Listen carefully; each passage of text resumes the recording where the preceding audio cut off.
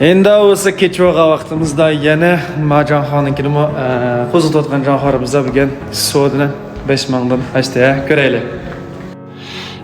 Qaraydigan bo'lsak 5600 lik soda. 2 soat, mana 1 minutda. Qaranglar.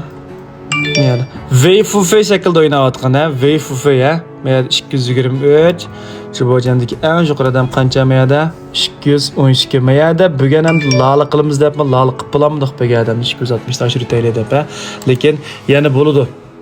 Yaxshi, tabiiy qilib shunday payzmonda ko'ygan pul qancha degan vaqtda, buni ko'ygan pul ko'raylar. Bununla jiq ko'ymada 400 ko'y atrofidami, 300 necha ko'y atrofidami ko'ydi-ku deyman bununla. Ko'ygan pul jiq emas.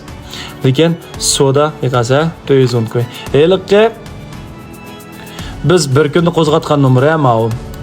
Masalan, ma iqimni ko'rib baqsaq bo'ldi, ma iqimni qaraymiz. Ma iqimni hozir vinli qilyapmiz, iqimni muqim qilyapmiz. Hozir 5600 ko'ylik soda bo'ldi. Jibojandagi hamma sho'ji shunda yaxshi guankan chungjo sal to'yaldan bo'lib qoldi. Chensim shundan normal bo'lgan guankan intayin yaxshi. Jibojanga shunda adam yaxshi.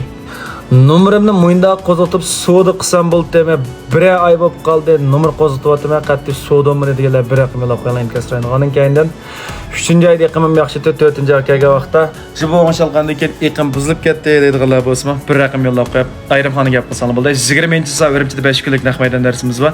O'tir saviyadagi nomer qo'zg'atish, pul urish mushtar shaklda. To'g'ri bo'lsak, pulni mandek so'l qilib turdi. To'g'ri bo'lsak, nomerning iqimini ko'tarib turdi. Xato bo'lsak, amal yo'q, iqimni buzdi, jonxonni buzdi degan gapga o'shanmaysiz. Shunga hozir ayrimxona gap qilsangiz bo'ldi. Amal bor, vaqtingiz isrof qilib, yiliqinda 10-15 kun, 20 kun nomer qo'zg'atmay deyotgan bo'lsangiz, az to'xtab qilib, ya nomer almashtirib o'ynang yoki udilmisha kelsangizlar bo'ldi yoki kasbiy o'rlardan ügüni. Bika vaqtingiz isrof qilib 20 kun, 30 kun nomer qo'zg'atmaymiz balla. 3 kun nomer qo'zg'atish 3 kunlar. Yoki qo'zg'almagan nomer bo'lsa bir şey elib keling, bir şey qo'zg'atamiz.